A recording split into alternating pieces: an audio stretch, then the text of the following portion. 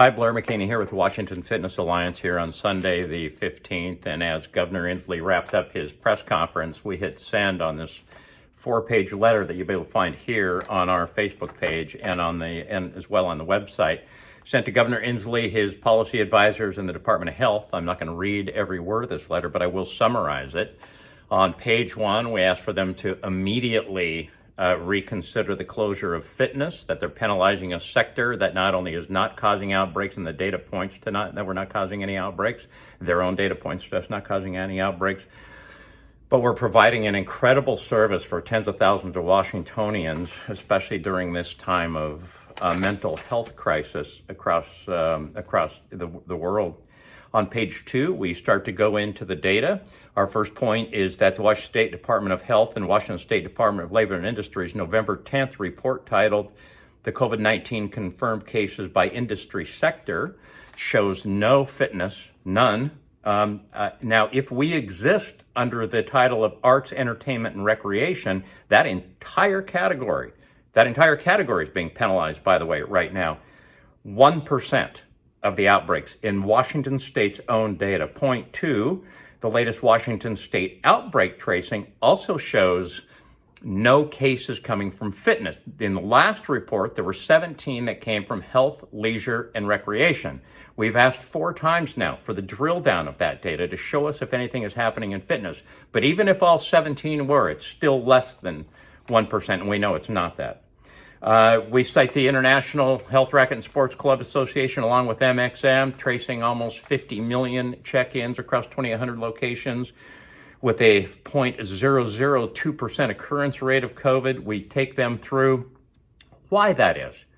Why is that happening? Why are we so safe?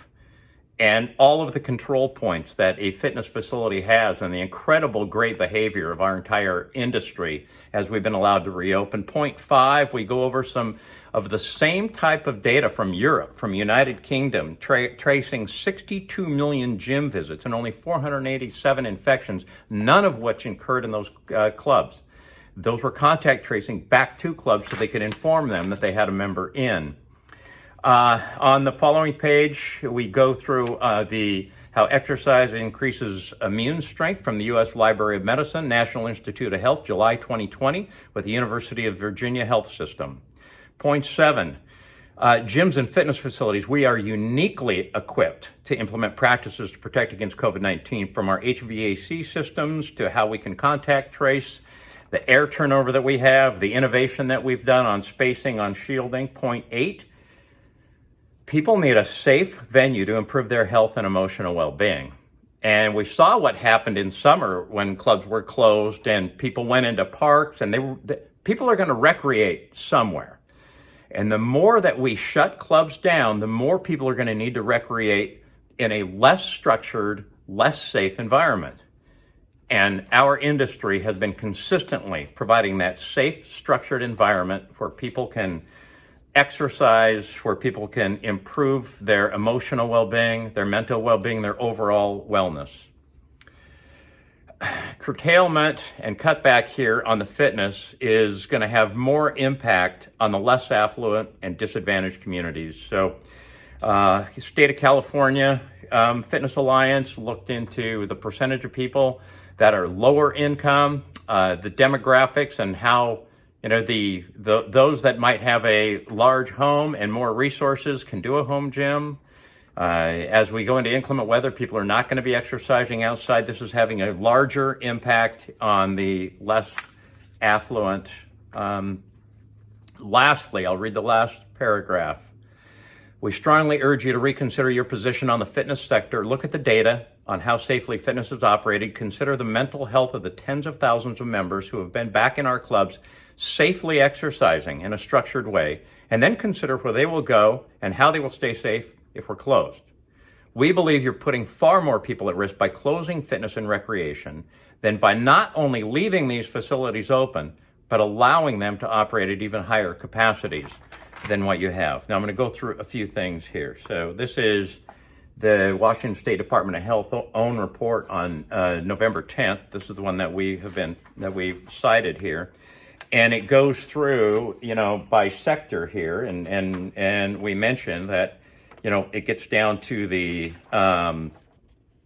entertainment sector, which we think we must be under, and it shows in their own report 1% of outbreaks. So it's not happening there. I grabbed this. This is from the state of Oregon, their own report. It's a 45-page report. It's a weekly COVID report. This last week, from pages 24 through 29, they show all the outbreaks, active workplace outbreaks with 5 or more confirmed COVID-19 cases.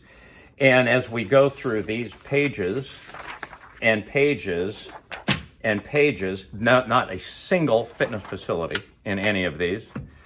The statewide COVID-19 outbreak report from the Washington State Department of Health, last updated on 10/28/2020, showing in which sectors the outbreaks are happening.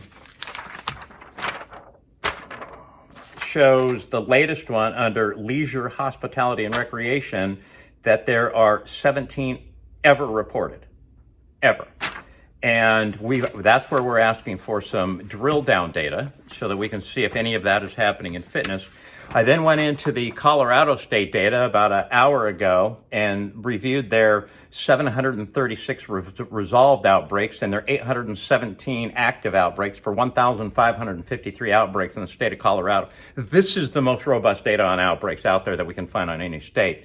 There is now one that has occurred in a studio, not in a large gym. It occurred in a studio, and no customers got COVID. So that's the data. So we ask that this governor's office, that the policy advisors at the Department of Health actually look at the data.